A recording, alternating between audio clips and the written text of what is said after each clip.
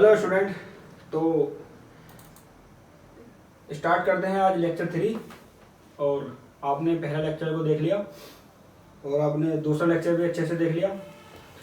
तो जिन बच्चों ने लेक्चर पहला और लेक्चर दूसरा मतलब लेक्चर 1 और लेक्चर 2 नहीं देखा है, वो बच्चे पहले लेक्चर 1 देख कर आए और लेक्चर 2 देख कर आए। ऐसा क्यों? क्योंकि आज हम लोग स्टार्ट करने वाले हैं IUPAC। तो IUPAC को स्टार्ट करने से पहले जो फंडामेंटल मैंने आपको बताए हैं वो लेक्चर 1 में डिस्कस किए हैं और लेक्चर 2 में डिस्कस किए हैं। तो वो फंडामेंटल आपको क्लियर होंगे तो आप आज बेहतर ये क्लास आपको पूरी तरह समझ में आएगी। क्योंकि अक्सर बच्चों को IUPAC समझ में नहीं आती क्योंकि उनको IUPAC के बेसिक फंडामेंटल क्लियर नहीं होते। प्राइमरी कार्बन एटम क्या है, सेकेंडरी कार्बन एटम क्या है, या फंक्शनल ग्रुप क्या है, ये सब चीज़ें उन्हें क्लियर नहीं होती, जिससे IUPAC को समझने में बहुत ज़्यादा प्रॉब्लम का सामना करना पड़ता है। यही रीज़न है कि कुछ बच्चों की ऑर्गेनिक केमिस्ट्री वीक हो जाती है क्योंकि वो फंडामेंटल जो बेसिक ऑर्गेनिक केमिस्ट्री है उस पर बिल्कुल भी ध्यान नहीं देते और डायरेक्ट एडवांस पे पहुंच जाते हैं, जिससे उनको बहुत ज़्यादा दिक्कत का सामना करना पड़ता है। तो लेक्चर 1 और लेक्चर 2 मैंने चैनल पर अपलोड कर चुके हूँ ऑलरेडी।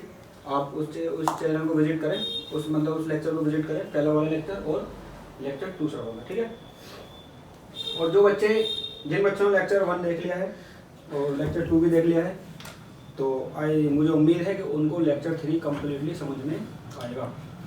जैसे कि मैंने बताया था कि लेक्चर 3 में हम लोग डिस्कस करेंगे IUPAC। तो फुल फॉर्म क्या होती है IUPAC की? International union of pure and applied chemistry.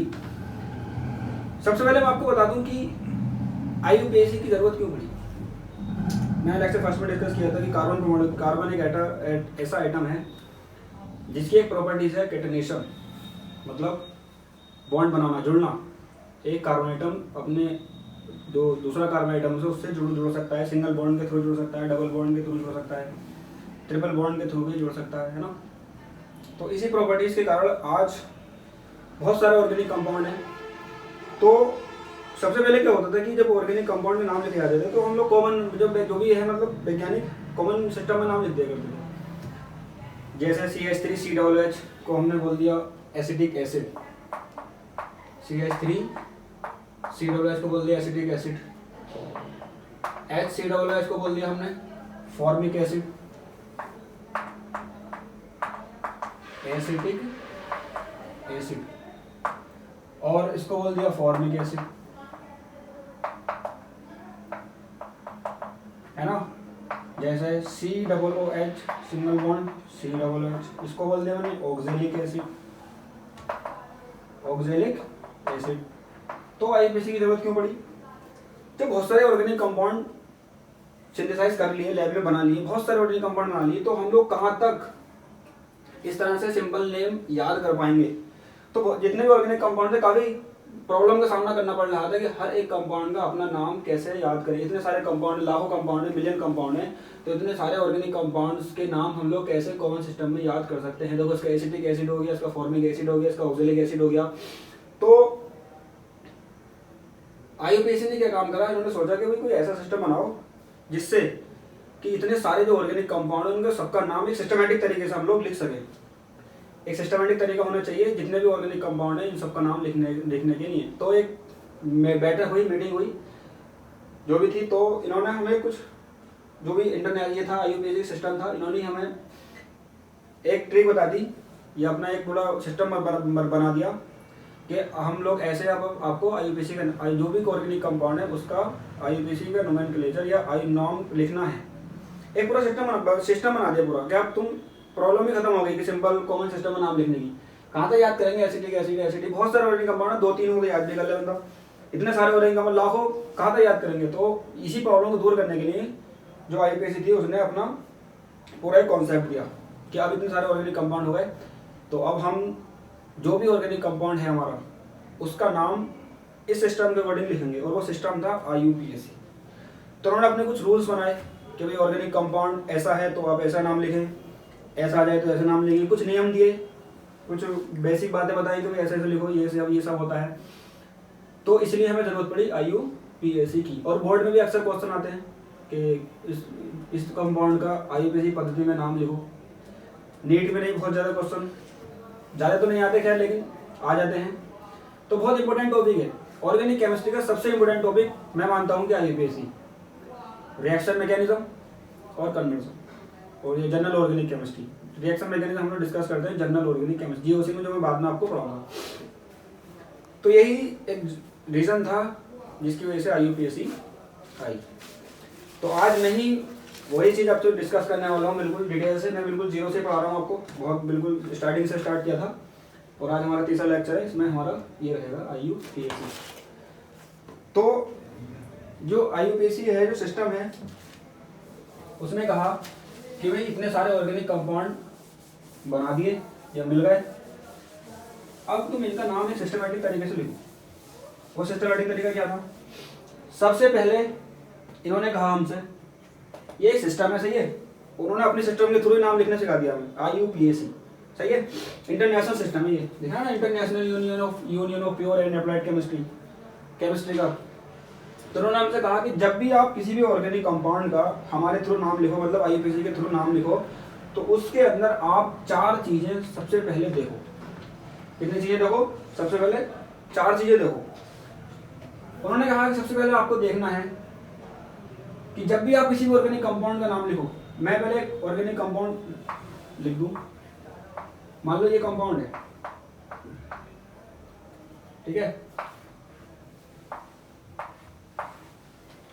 क्या है? ये एक ऑर्गेनिक कंपाउंड है।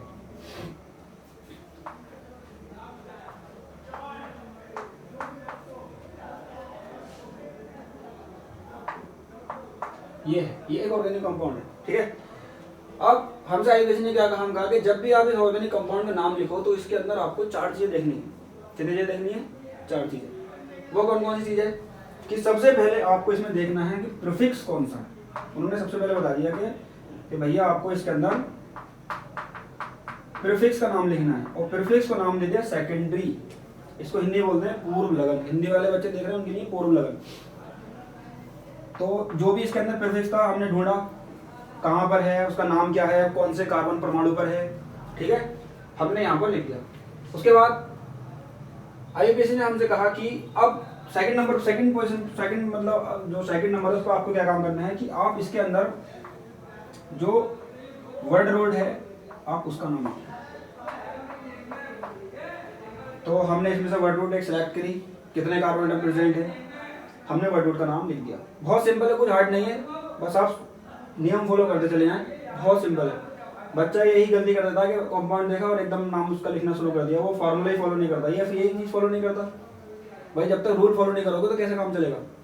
फिर ऑर्गेनिक केमिस्ट्री आती नहीं, वीक हो जाते हैं, तो फिर छोड़ देते हैं, लीव करनी पड़ जाती है। वही हमसे तो ऑर्गेनिक आती नहीं, तो आएगी कहाँ से भाई? आएगी कहाँ से? जब इसे तो आएगी जब आपके इसी हम लोग रूल फॉलो करेंगे, तो रूल फॉलो करने पड़ते हैं, ठीक है। उसके बाद में IUPAC ने कहा कि जब आपने 2 काम कर दिए, पहला काम क्या करा? प्रीफिक्स सेकेंडरी का नाम लिख दिया, ठीक है। उसके बाद में आपने वर्ड रोड लिख दिया। अब उन्होंने कहा तीसरे पे आपको क्या करना है कि आपको लिखना है प्राइमरी सफिक्स का नाम। प्राइमरी सफिक्स का नाम हमने प्राइमरी सफिक्स लिख दिया। 4th नंबर पर उन्होंने कहा कि अब आपको लिखना है सेकेंडरी सफिक्स का नाम। सेकेंडरी सफिक्स का नाम, बस हो गया। ये फार्मूला फॉलो करना था बस। इन्होंने कह दिया भाई सबसे पहले आप प्रीफिक्स का नाम लिखो, उसके बाद वर्ड रोड का नाम लिखो, उसके बाद प्राइमरी सफिक्स लिख दो, उसके बाद सेकेंडरी सफिक्स लिख दो, ऑर्गेनिक कंपाउंड का नाम। अब क्या बचा इसके अंदर? बस इस फार्मूले फॉलो करो तो ऑर्गेनिक कंपाउंड नाम लिख दिया।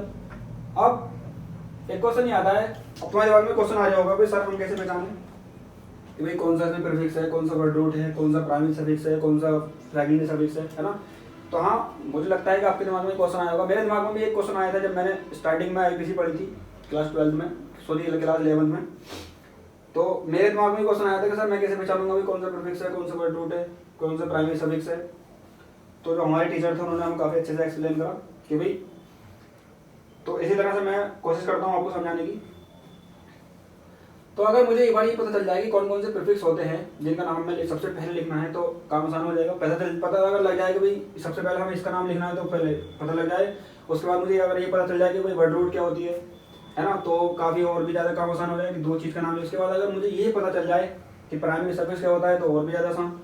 उसके बाद अगर मुझे ये पता चल जाए कि सेकेंडरी सफिक्स क्या होते हैं तो हो जाता आसान।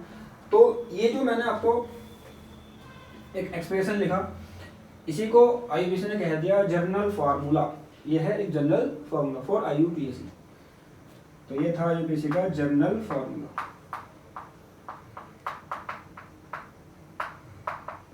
जनरल फार्मूला फॉर, देखो भाई ये फार्मूला रट लो, मैं पहले बता रहा हूँ, इस फार्मूले को रट लो। आप चाहे BSc के स्टूडेंट हो, MSc के स्टूडेंट हो, नीट के स्टूडेंट हो, IIT JEE के स्टूडेंट हो, किसी भी लेवल किसी भी कोर्स के स्टूडेंट हो, ठीक है, तो IUPAC का जो फार्मूला हो यही रहेगा सेम। अब किसी भी क्लास के अंदर हो, चाहे आप 10th क्लास के अंदर क्यों हो, फार्मूला चेंज नहीं होगा। भले चाहे आप हायर क्लास में पहुंच जाओ, लेकिन भाई जो फंडामेंटल है वो तो वही रहेगा, है ना। अब यहाँ पे ये CL है, अब 9th क्लास के अंदर पढ़ लो तो 9th क्लास में ये CL ही है। अब MSc में चले जाओ तो MSc में तो क्लोरीन रहेगा, चेंज थोड़ी हो जाएगा इसका नाम। तो बस यही चीज स्ट्रॉन्ग होती है, फंडामेंटल क्लियर है तो सब कुछ आसान है। तो IUPAC ने क्या काम किया, ये था IUPAC का जनरल फार्मूला। तो आपको ये फार्मूला बहुत अच्छे से आना चाहिए, इसको एकदम रट लो एकदम से, prefix, secondary, word root, primary suffix और सेकेंडरी सफिक्स। अगर हमारा इस तरह का कोई कंपाउंड है, मतलब ओपन चेन स्ट्रक्चर कंपाउंड है, मैंने आपको क्लासिफाई किया था कि ऑर्गेनिक कंपाउंड को हम दो भागों में क्लासिफाई करते हैं, एक तो open chain structure and close chain structure. तो ये ओपन चेन स्ट्रक्चर, तो ये वाला जो फार्मूला अगर ओपन चेन स्ट्रक्चर कंपाउंड है तो हम लोग ये वाला फार्मूला लगाएंगे। कभी कभी ना, या सच में अगर कोई इस तरह का ऑर्गेनिक कंपाउंड है, ये वाला मतलब क्लोज चेन, मैंने बताया था क्लोज चेन, तो क्या भाई इस कंपाउंड का नाम भी सेम ऐसे ही लिखा जाएगा?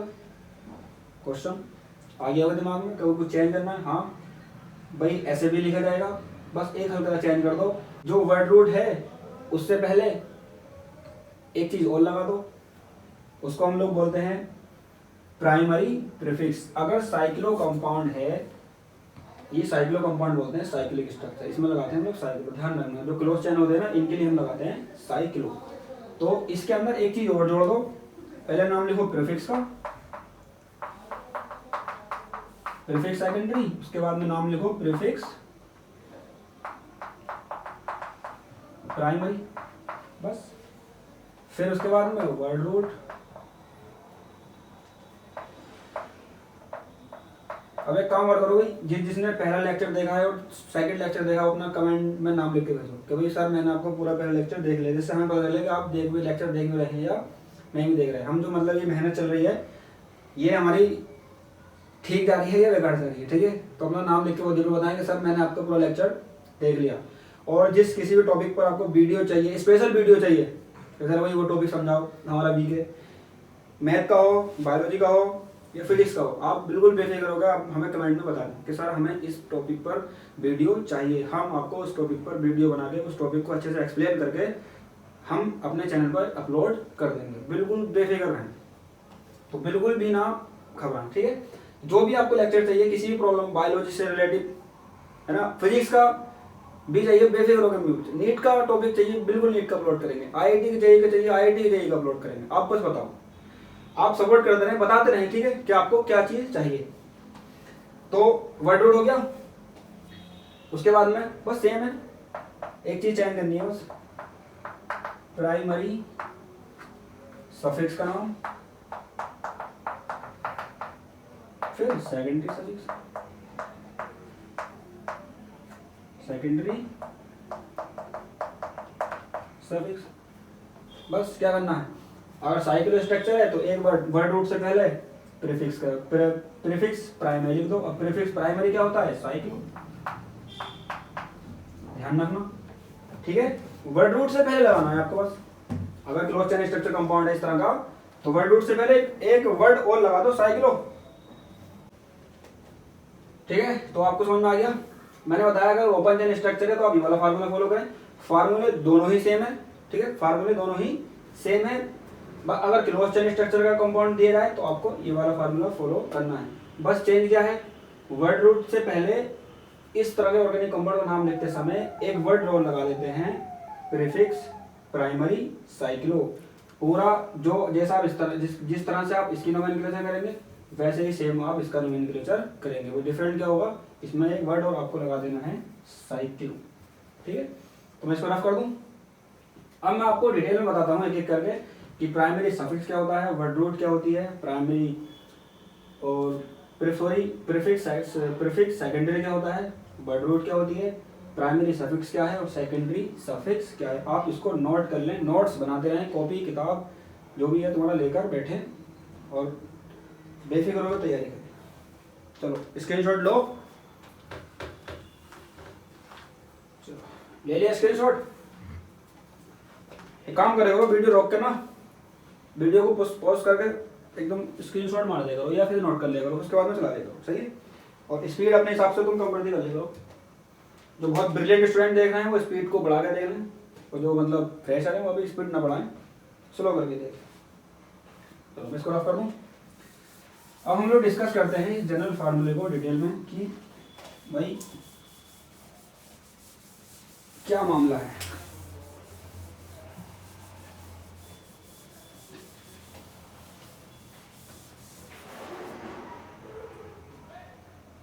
सबसे पहले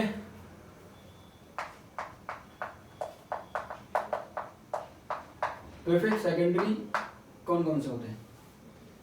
प्रीफिक्स सेकेंडरी मैंने बताया कि वो होते हैं जिनका नाम सबसे पहले लिखा जाता है, ठीक है, और इनको फंक्शनल ग्रुप से लो प्रायोरिटी पर रखा जाता है। सबसे ज्यादा जो प्रायोरिटी दी जाती है वो किसको दी जाती है, फंक्शनल ग्रुप को, उसके बाद डबल बॉन्ड ट्रिपल बॉन्ड को, उसके बाद प्रीफिक्स को। तो प्रीफिक्स वो होते हैं जिनको फंक्शनल ग्रुप से थोड़ा नहीं मतलब लो प्रायोरिटी पर रखा जाता है। ये भी फंक्शनल ग्रुप होते हैं, नहीं IUPAC इनको फंक्शनल ग्रुप नहीं मानती है। क्लोरीन, ब्रोमीन, आयोडीन अगर किसी ऑर्गेनिक कंपाउंड में है तो ये भी तो फंक्शनल ग्रुप है ना। जैसे ये कंपाउंड है, इसमें अगर मैंने Cl लगा दिया तो ये क्या है, एल्काइल हैलाइड। भाई कंपाउंड है, एल्काइल हैलाइड है, किसकी वजह से, इसकी वजह से, Cl की वजह से, है ना। COOH लगा दिया तो कार्बोक्सिलिक एसिड, ये तो सेम ही थी, चेंज क्या कर दिया मैंने ये। तो IUPAC fluorine, chlorine, bromine, iodine को फंक्शनल ग्रुप कंसीडर नहीं करती है। बहुत तो सही, जो मैंने आपको लेक्चर नंबर 2 में डिस्कस किए थे उन्हीं को फंक्शनल ग्रुप मानती है। कार्बोक्सिलिक एसिड हो गया, एल्डिहाइड, कीटोन, है ना, एस्टर, साइनाइड, आयोसाइनाइड, थाइओल, अल्कोहल, कीटोन, इन सबको फंक्शनल ग्रुप मानती है। तो प्रीफिक्स वो हैं जिनका नाम आप सबसे पहले लिखेंगे। तो कौन कौन से होंगे, अगर किसी ऑर्गेनिक कंपाउंड में आपको दिखाई दे FCl, Br, I, NO2, N2, N3, है ना, नाम क्या होगा इसका, फ्लोरो,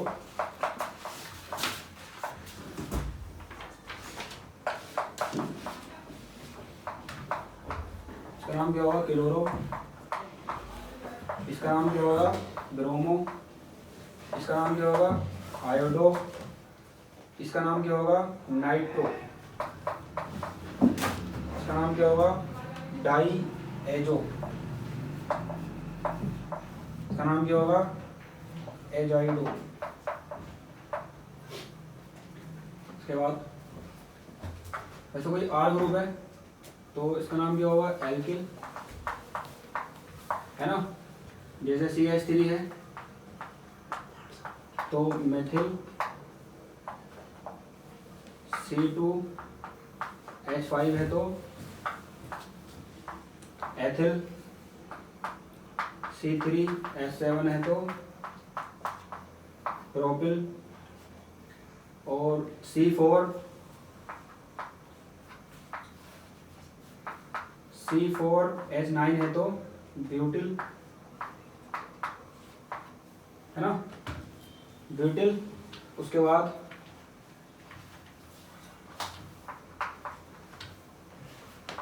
CH2, CH, O, इस तरह का अगर दिख रहा है तो डेट इज इपॉक्सी। क्या होगा ये, इपॉक्सी। और आगे देखें कुछ, मान लो अगर मेन चेन से कुछ इस तरह के प्रीफिक्स लगे हुए हैं, CH3,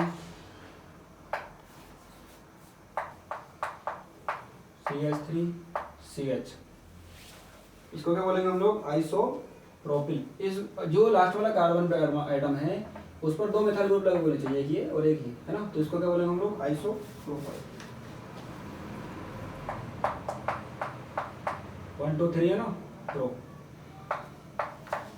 PYL। अब तुम थोड़े रहोगे यार ये आइसो बाई एल लगा दिया, इसकी तरह अकॉर्डिंग हम एल्किल ग्रुप की तरह नाम लिख रहे हैं ना हम लोग, है ना। तो प्रोप एन को हटा के मतलब आई लास्ट में लगा दिया ना, आइसोप्रोपिल। अगर इस तरह का कोई कंपाउंड है, मतलब कंपाउंड नहीं सॉरी, वो प्रीफिक्स प्रेजेंट है CH3,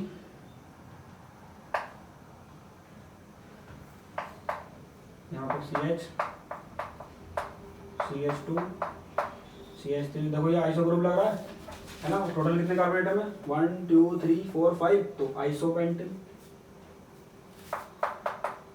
आइसो, इसको आप आइसोपेंटिल लिख दें।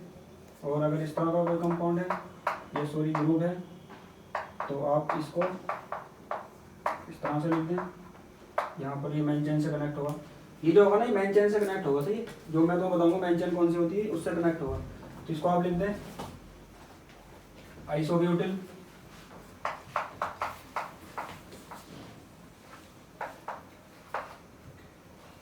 ये मेन चेन से यहाँ से कनेक्ट होगा। जैसे कोई ऐसा है,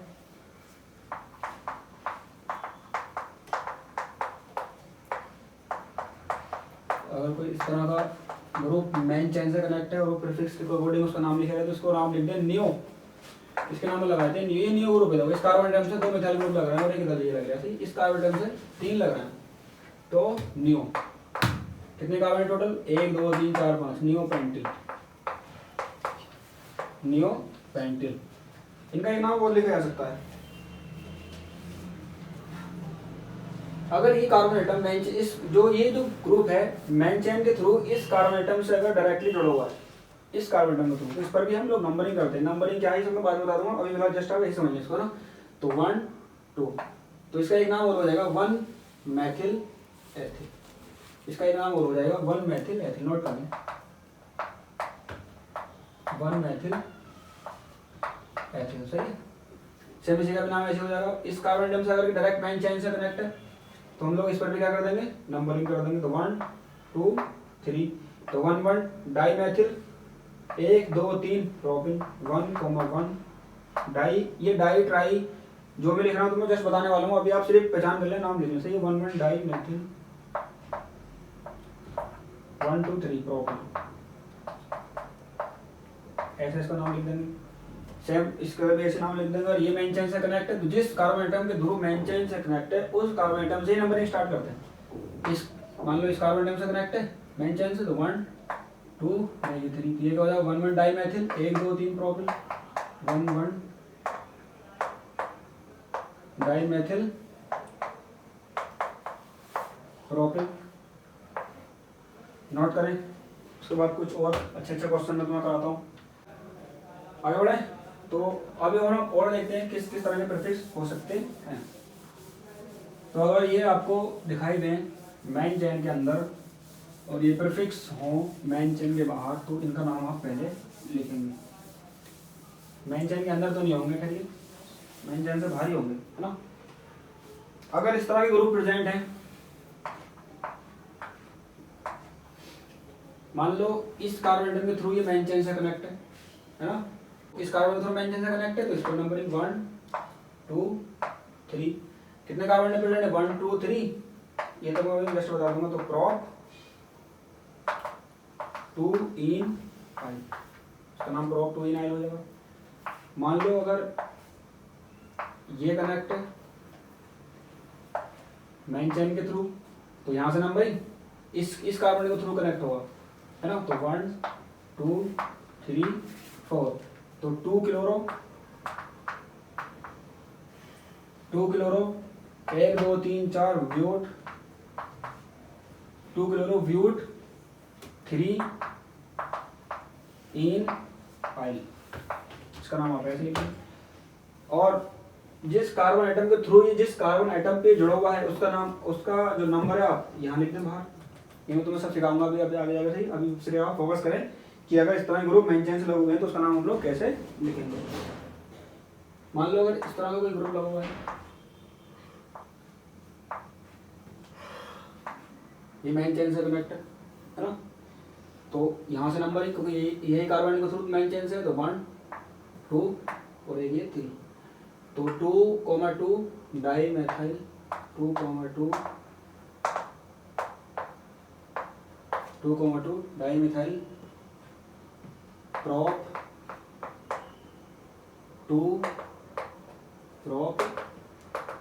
2 इन I, है ना।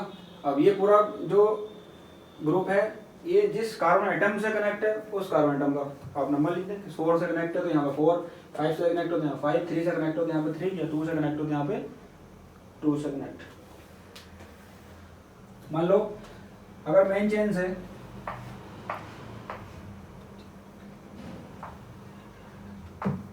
इस तरह का ग्रुप लगा हुआ है, मेन चेन से इस तरह का ग्रुप लगा हुआ और आप उसका प्रीफिक्स में नाम लिख रहे हो, तो ये इस कार्बन के थ्रू लगा हुआ हो सकता है, इस कार्बन के थ्रू लगा हुआ हो सकता है। मान लो इस कार्बन के थ्रू लगा हुआ है मेन चेन से, तो यहाँ से जुड़ा हुआ है, इस कार्बन के थ्रू ये मेन चेन से लगा हुआ है, तो यहाँ से नंबरिंग 1 2 3।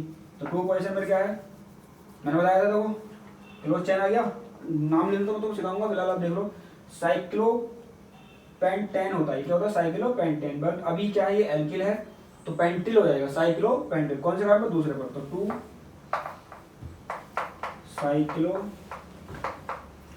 2 साइक्लोपेंटिल। कितने कार्बन एटम है, 3, 1 2 3 प्रॉप, लास्ट में क्या लगा दोगे वाई। आ रही समझ में। उसके बाद अगर कुछ इस तरह का कंपाउंड आपको अगर 2 हो जाए तो डाई कर दो। मान लो अगर C डबल बॉन्ड O इस तरह का ग्रुप प्रेजेंट है, सॉरी ये दिखाई नहीं दे रहा, मैं इसको थोड़ा ऊपर लिखता हूँ, मैं इसको रफ कर रहा हूँ, ठीक है। तो आप बने रहिए, नोट करें फास्ट। आपको ये दिख नहीं रहा होगा, थोड़ा नीचे हो गया, थोड़ा मैं इसको ऊपर लिख रहा हूँ, यहाँ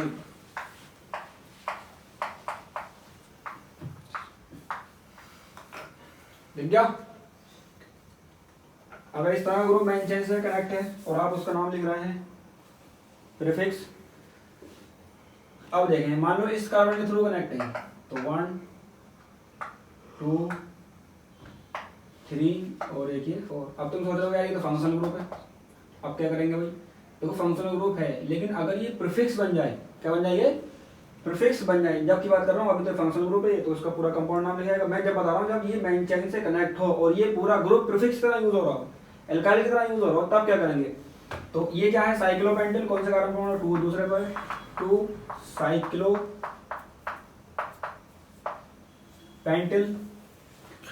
तीसरे कार्बन परमाणु पर ये है कीटोन और अभी ये प्रीफिक्स बन गया तो ऑक्सो, कौन सा कार्बन तीसरे पर, तो 3 ऑक्सो। और कितने कार्बन एटम है 1 2 3 4, तो क्या हो जाएगा ब्यूट। अब ये जिस कार्बन परमाणु से कनेक्ट है आप उसका नाम यहाँ पे, उसका नंबर यहाँ पर लिख देंगे। तो ये थे कुछ प्रीफिक्स, और अगर इस तरह के कोई प्रीफिक्स अगर मेन चेन के बाहर रहें तो आप उनका नाम इस तरह से लिखेंगे। एक चीज ध्यान करनी है आपको कि आप मिस्टेक ना करें। कुछ बच्चे मिस्टेक कर देते हैं कि भाई मान लो ये मेन चेन से कनेक्ट है और ये प्रीफिक्स है, तो बच्चे यहाँ से नंबरिंग स्टार्ट करते हैं, इसको C डबल को दे। नहीं, ये गलती नहीं करनी, ये गलती बिल्कुल नहीं करनी है। आपको नंबरिंग वहां से करनी है जहां से ये जिस कार्बन के थ्रू मेन चेन से कनेक्ट है। एक एग्जाम्पल बता दूं, तुम सोच रहे हो यार समझ में नहीं आ रहा, कुछ बात समझ में नहीं आ रही, नोट तो कर लिया, स्क्रीनशॉट लेगा नोट कर लेगा या वीडियो पॉज करके। जैसे सॉरी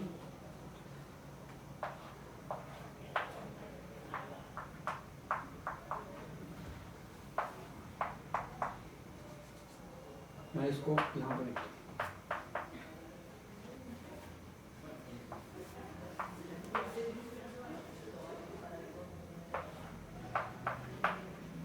देखो भैया अगली बात फंक्शनल ग्रुप और फंक्शनल ग्रुप। तो मैंने अभी तुम्हें समझ में नहीं आएगा लेकिन तुम बता रहा हूँ, मैंने ये वाली एक मेन चेन सेलेक्ट कर ली, मतलब मैं नंबरिंग यहाँ से यहाँ कर दी, यहाँ से यहाँ कर दी, जैसी भी करनी थी, बन गया साइड चेन, है ना।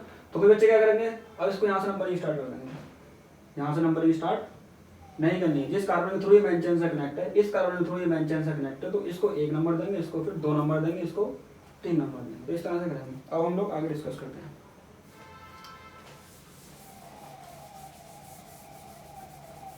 तो हमने प्रीफिक्स देख लिए कौन कौन से होते हैं। उसके बाद हम लोग डिस्कस करते हैं वर्ड रूट। तो भाई वर्ड रूट क्या है? वर्ड रूट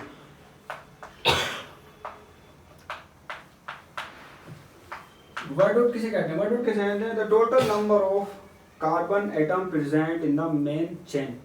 कि भाई मेन चेन के अंदर कितने कार्बन एटम प्रेजेंट हैं। Total number of carbon,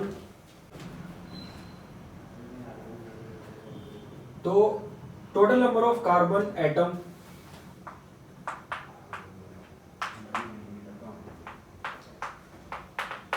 present in main chain.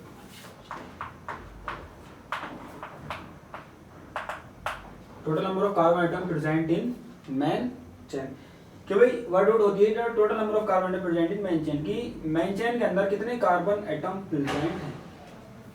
अगर मेन चेन के अंदर एक कार्बन एटम प्रेजेंट है तो हम लोग वर्ड रूट यूज करते हैं मैथ। 2 कार्बन एटम अगर प्रेजेंट है तो हम लोग वर्ड रूट यूज करते हैं इथ या एथ।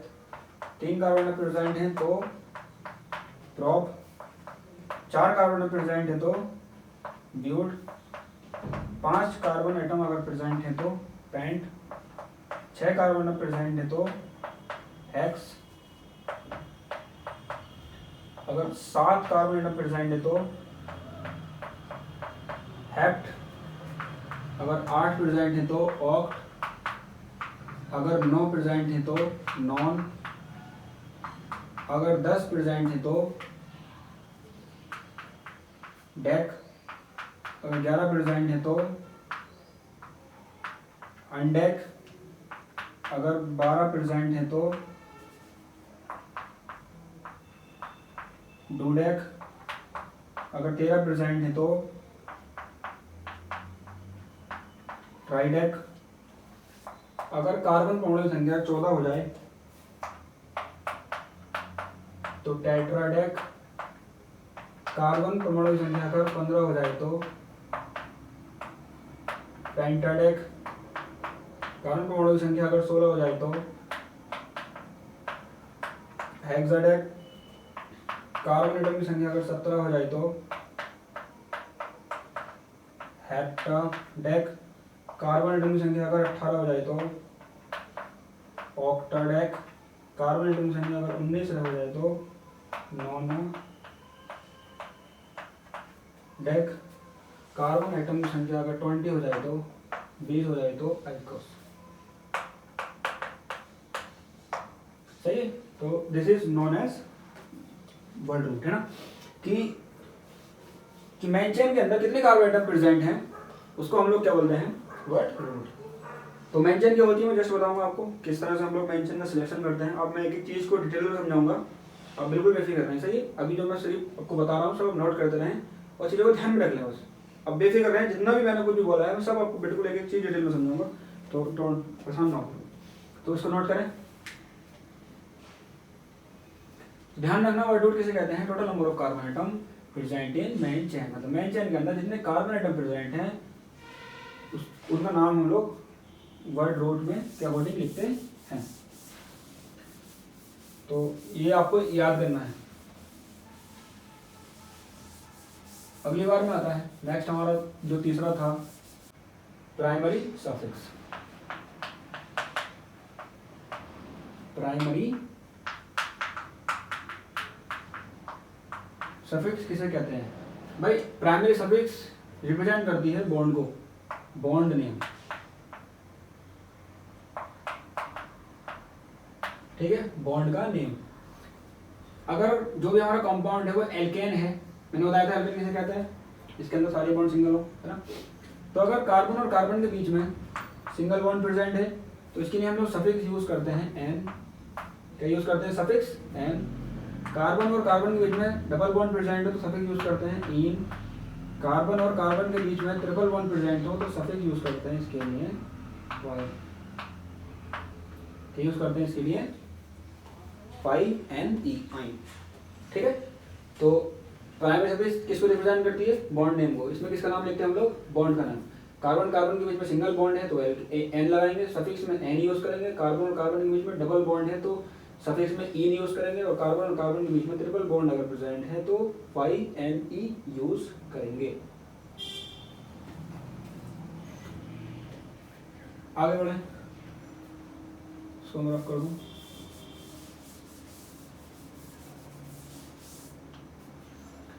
इसके बाद आगे सेकेंडरी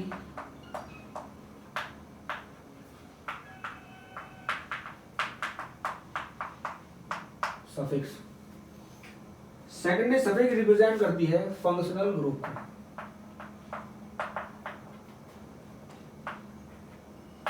फंक्शनल ग्रुप, ठीक। सेकेंडरी सफिक्स के अंदर जो हम लोग नाम लिखते हैं किसका नाम लिखते हैं? फंक्शनल ग्रुप का नेम। तो मैंने आपको बताया था लेक्चर नंबर 2 के अंदर फंक्शनों को आपकी डिटेल से डिस्कस किया था। मैं जस्ट जो बच्चे न्यू हैं जिन्होंने लेक्चर नंबर 2 नहीं देखा है तो मैं उनको बता देता हूँ कौन कौन से फंक्शनल ग्रुप होते हैं। तो अभी मैं केवल से एक आइडिया दूंगा आपको, डिटेल में हम लोग जब इसको नेमिंग करेंगे जब पढ़ेंगे, ठीक है। तो अगर फंक्शनल ग्रुप COOH रहता है तो that is carboxylic acid. Carboxylic acid. अब कार्बोक्सिलिक एसिड का सफिक्स नेम क्या होता है ये मैं जस्ट अभी आपको जब नेमिंग करूंगा तब मैं सिखा दूंगा, ठीक है। अभी जस्ट आप लोग पहचान कर लेना सिर्फ कि भाई अगर COOH है तो ये होगा कार्बोक्सिलिक एसिड। अब इसका सफिक्स में क्या नाम लिखा जाता है और प्रीफिक्स में क्या नाम लिखा जाता है तो वो आपको सब क्लियर करा दूंगा। मान लो कार्बोक्सिलिक वो सॉरी अगर फंक्शनल ग्रुप CHO रहता है तो डेट इज एल्डिहाइड। अगर फंक्शनल ग्रुप C+O रहता है तो डेट इज कीटोन। अगर फंक्शनल ग्रुप बीच में R और रहता है तो डेट इज ईथर। अगर फंक्शनल ग्रुप CN रहता है तो डेट इज साइनाइड। अगर फंक्शनल ग्रुप बीच में NC रहता है, फंक्शन क्या रहता है NC, तो इस डेट इज आइसो साइनाइड। अगर फंक्शनल बीच में नहीं या फंक्शनल ग्रुप OH रहता है तो डेट इज एल्कोहल। अगर फंक्शनल ग्रुप SH रहता है तो डेट इज थायोल। अगर फंक्शनल ग्रुप C+O NH2 रहता है तो डेट इज एमाइड। ये मैंने लेक्चर नंबर 2 में काफ़ी डिटेल से डिस्कस करें हैं, पहचान में कराई है ना कि प्राइमरी एमाइड कौन सा होगा, 2 डिग्री एमाइड कौन सा होगा या 3 डिग्री एमाइड कौन सा होगा। तो साइनाइड सारे मैंने डिटेल में एग्जाम्पल मतलब कराए हैं, पहचान कराई है कौन सा फंक्शन में प्रेजेंट होता है। तो आप लेक्चर नंबर 2 जरूर देखें। NH2 रहता है तो एमाइड और अगर RC+OX रहता है तो एसाइल हैलाइड। Acyl halide. अगर फंक्शनल ग्रुप C+O रहता है ना, बीच में जो ये C+O रहता है तो डेट इज एस्टर। अगर फंक्शनल ग्रुप C+O R रहता है तो एनहाइड्राइड।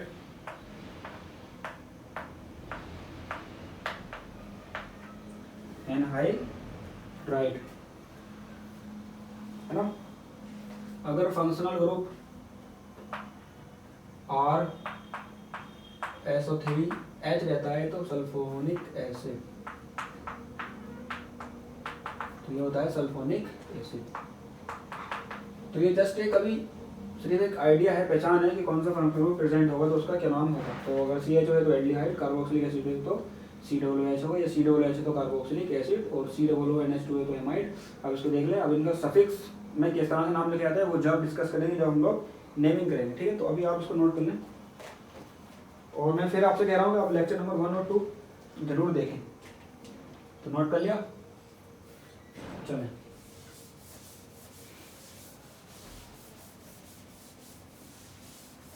तो हमने देख लिया कि किस तरह से ऑर्गेनिक कंपाउंड का जो जनरल एक्सप्रेशन है, फॉर्मूला है, उसमें हमने चारों चीज़ें डिस्कस कर ली। हमने प्रीफिक्स देख लिया, हमने वर्ड रूट देख लिया, हमने प्राइमरी सफिक्स देखा और हमने सेकेंडरी सफिक्स देखा। तो एक बार रिवीजन कर लें। तो प्रीफिक्स जिसे कहते हैं जिनका नाम हम सबसे पहले लिखते हैं। वर्ड रूट क्या होती है, जिसमें जितनी total number of carbon atom present in the main chain, main chain के अंदर जितने कार्बन आइटम प्रेजेंट है वो क्या होगी, वर्ड रूट। उसके बाद में हमने देखा प्राइमरी सफिक्स। प्राइमरी सफिक्स किसे कहते हैं कि बॉन्ड का नेम, कि दो कार्बन परमाणु के बीच में कौन सा बॉन्ड प्रेजेंट है, वो कंपाउंड एल्केन है, एल्कीन है या एल्काइन है। उसके बाद में हमने देखा सेकेंडरी सफिक्स। तो सेकेंडरी सफिक्स रिप्रेजेंट करता है फंक्शनल ग्रुप को। सेकेंडरी सफिक्स में हम लोग नाम लिखते हैं जिसका फंक्शनल ग्रुप का। फिर उसके बाद में हमने कुछ फंक्शनल ग्रुप भी देखे। उसके बाद में हम लोग चलते हैं नियम की तरफ, रूल की तरफ। रोल नंबर 1, आइए देखिएगा। सबसे पहला नियम है, रोल नंबर 1 कहता है कि selection of the main chain.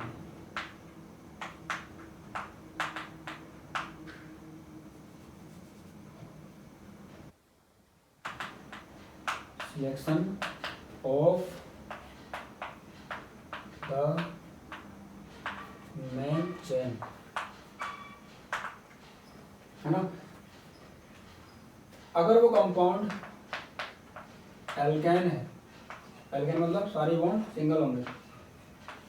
जिस कंपाउंड के अंदर आप मेन चेन का सिलेक्शन कर रहे हो, अगर वो कंपाउंड एल्केन है तो आप किस तरह से चेन का सिलेक्शन करोगे। अगर वो कंपाउंड एल्केन है तो हम लोग एक ऐसी चेन का सिलेक्शन करते हैं जिसके अंदर सबसे ज्यादा मोर number of carbon atom present हो। अगर वो कंपाउंड एल्केन है तो हम लोग ऐसी चेन का सिलेक्शन करते हैं जिसके अंदर सबसे ज्यादा कार्बन परमाणु हमें मिले, सबसे ज्यादा कार्बन परमाणु हमें मिले। ज्यादा से ज्यादा कार्बन परमाणु का सिलेक्शन करना है। If I consider a compound,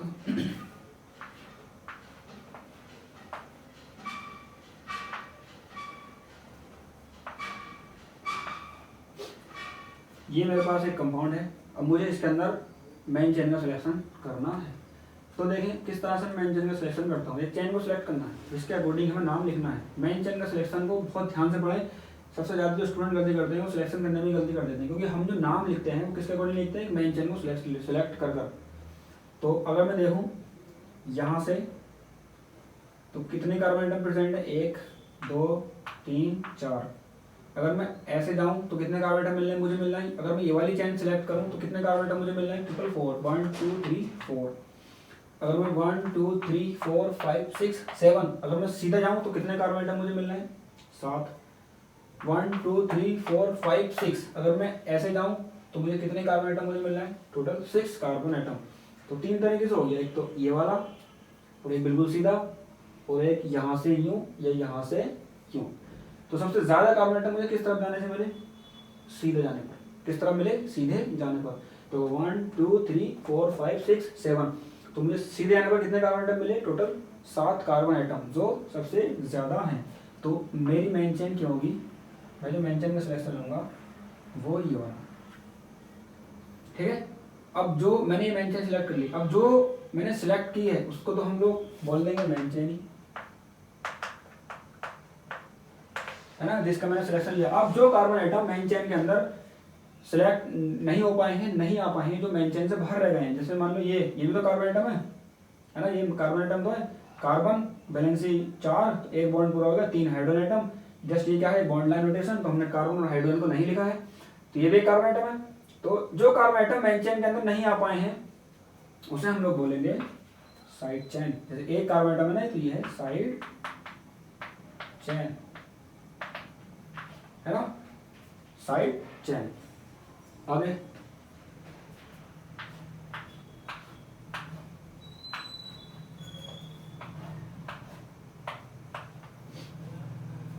चलिए इसमें एक मेन चेन का सिलेक्शन ले।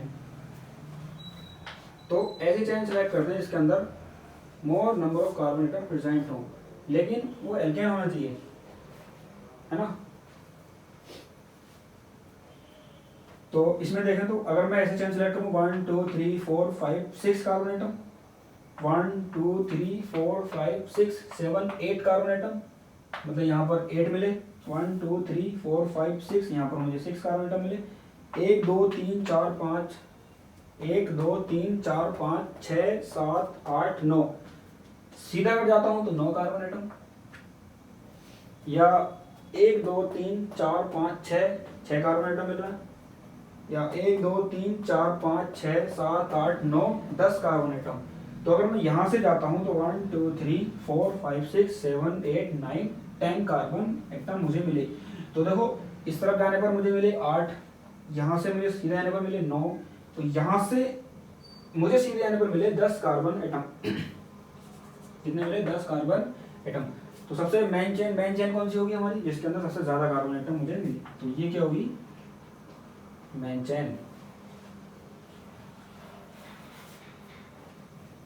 अब जो कार्बन एटम मेन चेन में नहीं आ पाए हैं, 2 कार्बन एटम मेन चेन में नहीं आ पाए, इधर भी 2 कार्बन एटम मेन चेन में नहीं आ पाए, तो ये क्या होंगे? Side chain. तो जो मेन चेन के अंदर हमने सिलेक्ट इसको नहीं किया है, that is side chain. This is also side chain. Side chain का जो नाम लिखा जाता है वो अकॉर्डिंग टू एल्काइल ग्रुप के अकॉर्डिंग नाम लिखा जाता है, मतलब आर। सही है।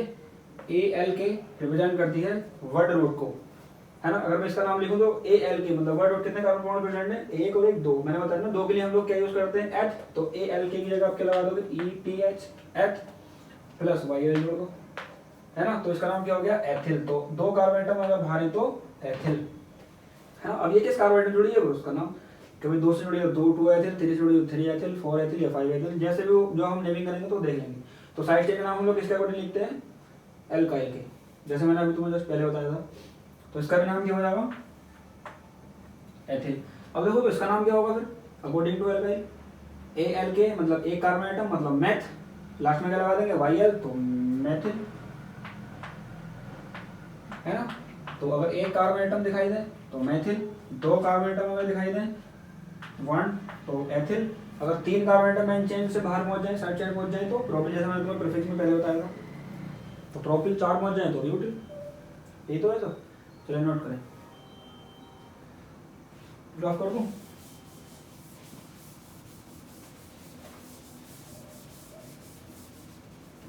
तो एल्केन के केस में तो ज्यादा कार्बन एटम की मेन चेन को सिलेक्ट करना होता,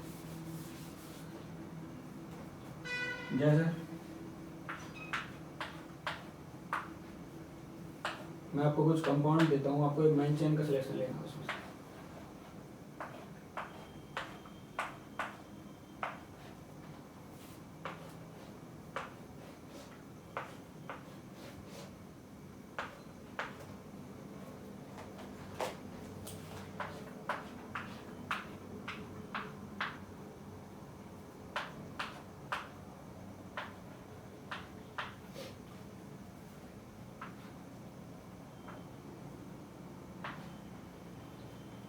चलो एक मेन चेन का आप क्या करें? सिलेक्शन लें।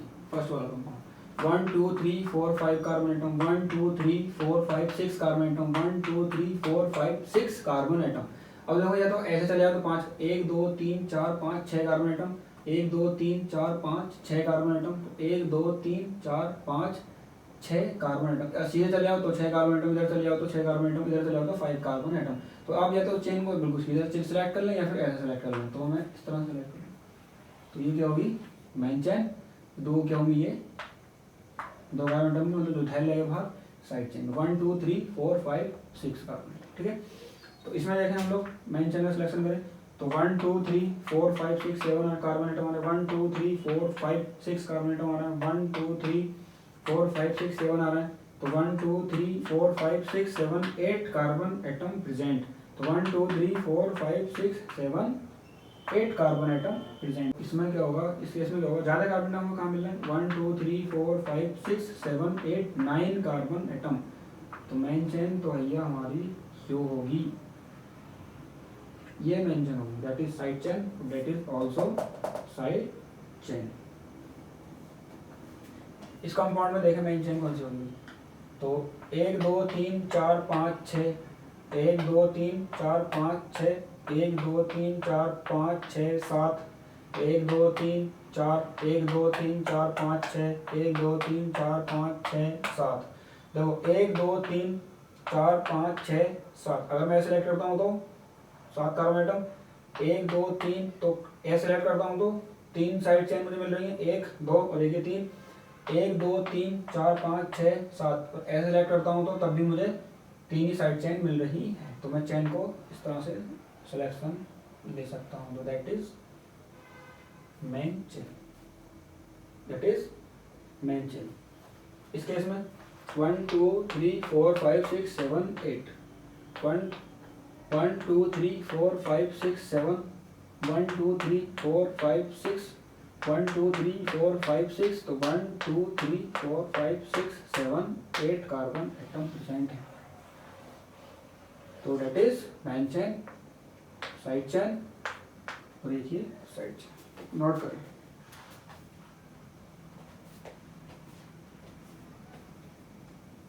कर लिया?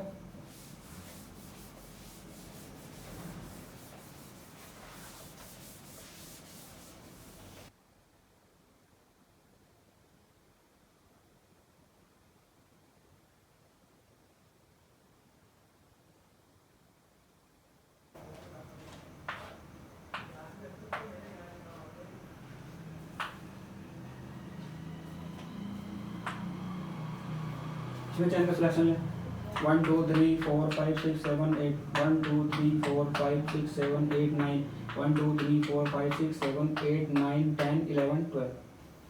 तो more number of carbon atom कहाँ पर है?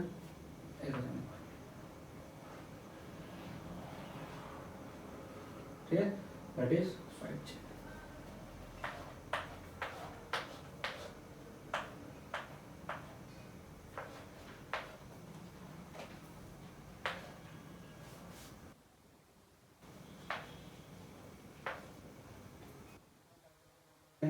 One two three four five six seven eight, 1 2 3 4 5 6 7 8, 1 2 3 4 5 6 7 8 carbon atom. तो मेन चेन तो हमारी यही होगी। सही है, कौन सी होगी मेन चेन? ये होगी। इसको ऐसे तो 1 2 3 4 5 6 7 8 कार्बन एटम। तो ये 4 1 2 3 और ये 4 और ये 5 पे होंगी साइड चेन। 1 2 3 4 5 6 7 8। तो मेन चेन तो हमारी यही होगी। तो एक तरीके से और देख सकते हैं आप,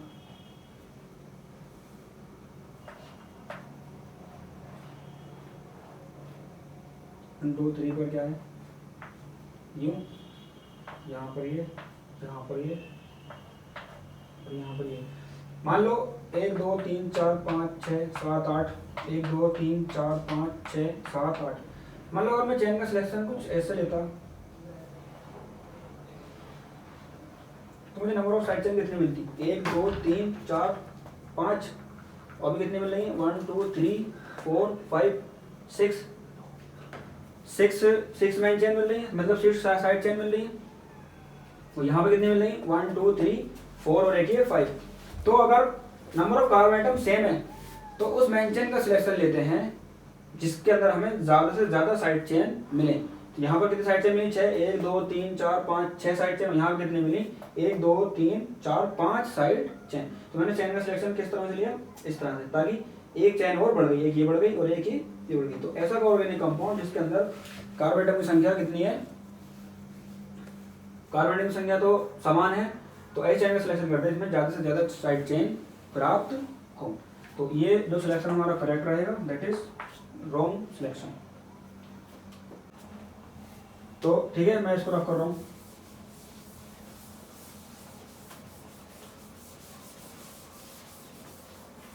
तो आप समझ गए कि अगर सब तरफ जाने पर side chain number of carbon atom समान बैठे तो उस चेन का सिलेक्शन करते हैं जिसमें ज्यादा से ज्यादा हमें साइड चेन प्राप्त हो जाए।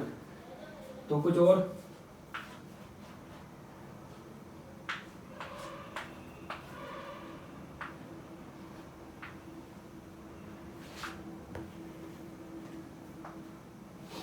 कंपाउंड में चेन का सिलेक्शन करें।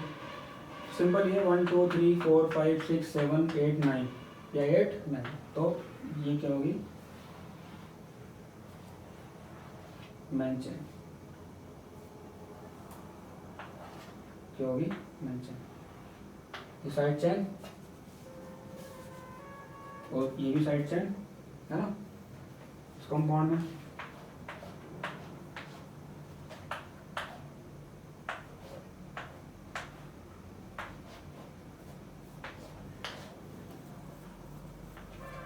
थोड़ा ध्यान से चेन का सिलेक्शन करें, सही है, ताकि मिस्टेक ना हो।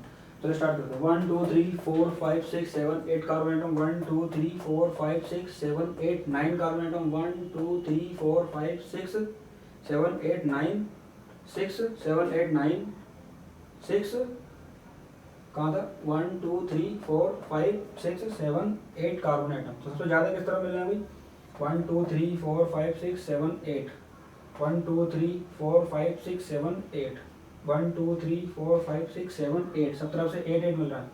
तो इधर देखो 1 2 3 4 5 6 7 8 9 कार्बन एटम, यहाँ से 1 2 3 4 5 6 7 8 9 कार्बन एटम, तो दैट इज मेन चेन। और ये सब क्या होंगी साइड चेन। तो बस यही देखते हैं कि सबसे ज़्यादा कार्बन एटम किस तरफ जाने पर हमें प्राप्त हो रही है। नोट करें।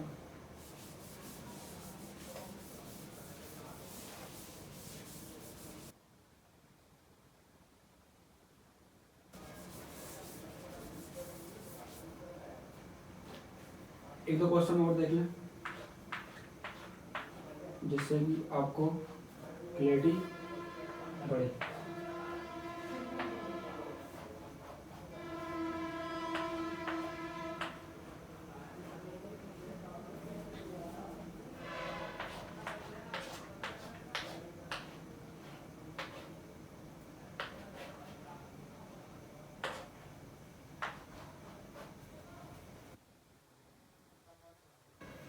1 2 3 4 5 6 7 8 9 10 11 12 13 carbon atom, 1 2 3 4 5 6 7 8 9 10 11 12 13 14 carbon atom present हैं।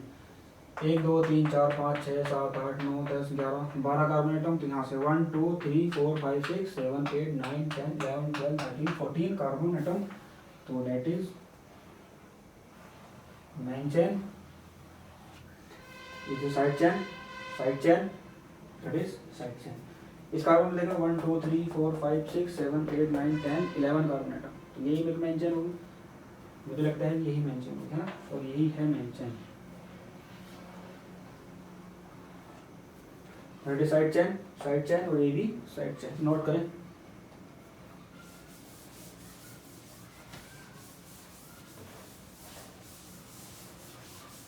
अब अगर कोई साइक्लो कंपाउंड है उसमें आप मेन चेन को किसको मानेंगे, किसको प्रायोरिटी देंगे। मान लो कोई ऐसा कंपाउंड है,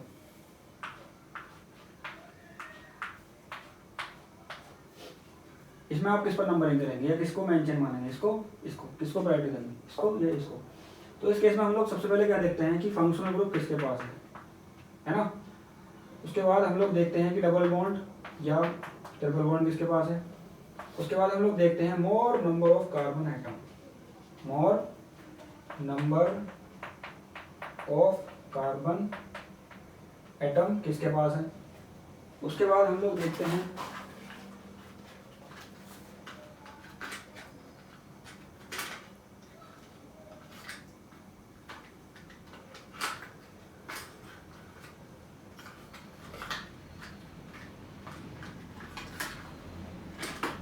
फिर क्या देखते हैं पहले मोर नंबर ऑफ कार्बन एटम। अगर कार्बन एटम की संख्या समान है तब रिंग को प्रायोरिटी देते हैं, मतलब रिंग को मेन चेन मान लेते हैं। तो इसमें देखो कितने कार्बन एटम है क्लोज चेन में, 1 2 3 4 5 6, इधर कितने 1 2 3। तो इसमें जो हमारी जो मेन चेन होगी वो कौन सी होगी, इसको मेन चेन की प्रायोरिटी देंगे, रिंग को। किसको देंगे, रिंग को, है ना, किसको देंगे, रिंग को। तो अगर ऐसा है कोई,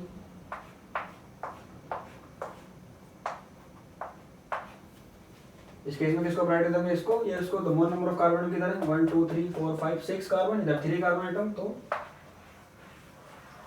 इसको प्रायोरिटी। और इसमें किसको प्रायोरिटी, इसको प्रायोरिटी, है ना। थोड़ा और आगे डिस्कस करेंगे। ये ध्यान रखना कि पहले हम चेक करते हैं फंक्शनल ग्रुप किसके पास है, फिर हम लोग देखते हैं डबल बॉन्ड ट्रिपल बॉन्ड किसके पास है, फिर हम लोग देखते हैं मोर नंबर ऑफ कार्बन आइटम किसके पास है। अगर कार्बन आइटम सेम हो जाए तो रिंग को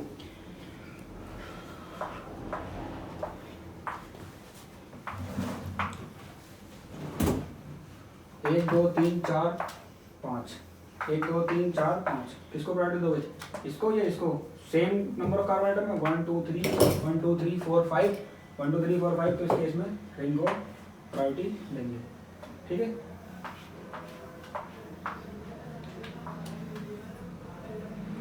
इस केस में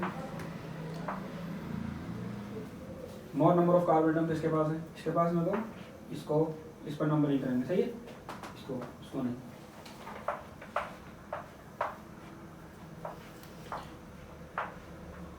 इसमें फंक्शनल ग्रुप प्रेजेंट है ना, तो आप इसको प्रायोरिटी करना, इसको नहीं, इसको मतलब मेंशन मानेंगे, इसको, सही।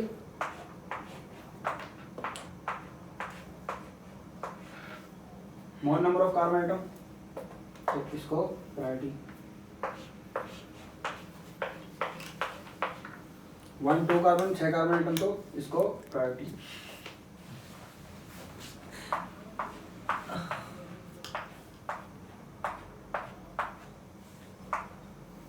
किसके पास फंक्शनल ग्रुप है, इसके पास, तो इसको प्रायोरिटी, इसको नहीं, इसके पास फंक्शनल ग्रुप प्रेजेंट है, इसको प्रायोरिटी।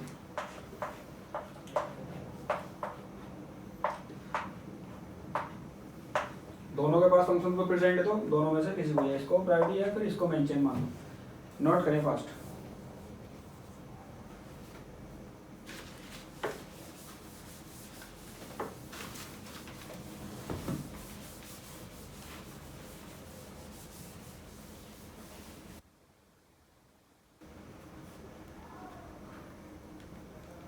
कितना मिनट की होगी देखिए वीडियो, 50 की हो गई, 52, चलो थोड़ी देर हो गई, ठीक है भाई। तो कुछ क्वेश्चन और देख लेते हैं। तो कुछ क्वेश्चन में दे रहा हूँ आपको, मुझे बताना है कि कौन सी मेन चेन होगी, कौन सी साइड चेन होगी।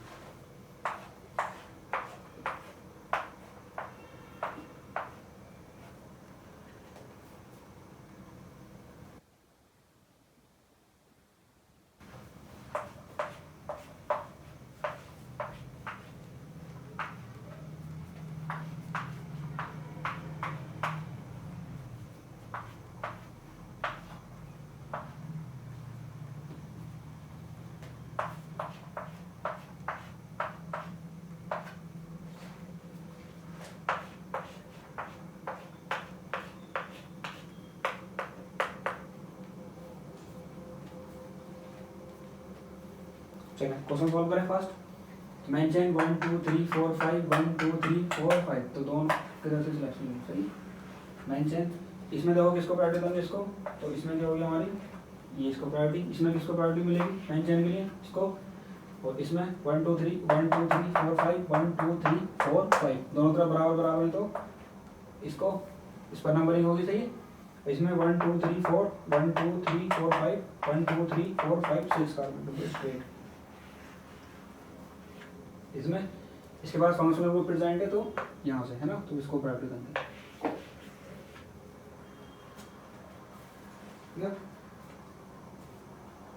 नोट करें फास्ट।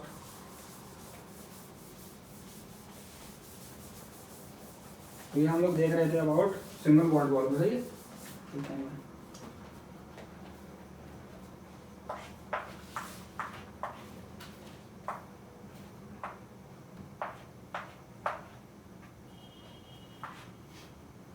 1 2 3 4 5 डबल, इसके पास फंक्शनल ग्रुप प्रेजेंट है, तो ये हमारी क्या होगी, मेन चेन रहेगी, that is the side chain.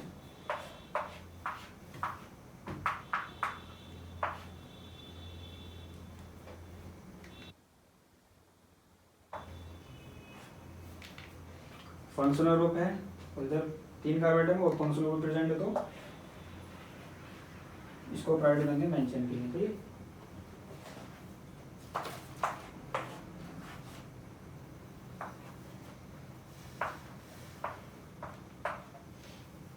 एक दो तीन चार पाँच, 1 2 3 4 5 6, कोई मतलब ही नहीं है। तो number total number of carbon atom जब 1 2 3 4 5 6 कार्बन एटम आ रहे हैं भाई, तो मेंशन।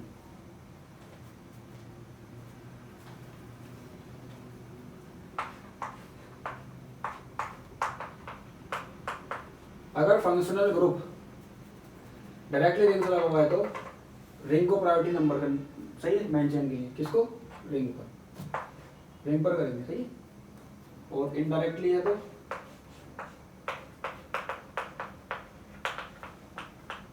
ऐसा है तो इस पर। सही है, अगर साइड चेन से मतलब डायरेक्टली नहीं है, बीच में कोई कार्बन एटम है तो उस पर नंबरिंग या सिलेक्शन लेंगे, और उसके लिए अगर नहीं है तो इस पर। सही है, इस केस में है तो इस पर, इस केस में है तो इस पर। तो ठीक है, हम आज के लेक्चर का हम लोग यहीं पर समाप्त करते हैं। मिलते हैं नेक्स्ट लेक्चर नंबर 4 में। 4 में हम आगे डिस्कस करेंगे एल्काइन, अबाउट एल्काइन, एल्कीन और फंक्शनल ग्रुप कंटेनिंग कंपाउंड। ठीक है, तो थैंक यू वेरी मच।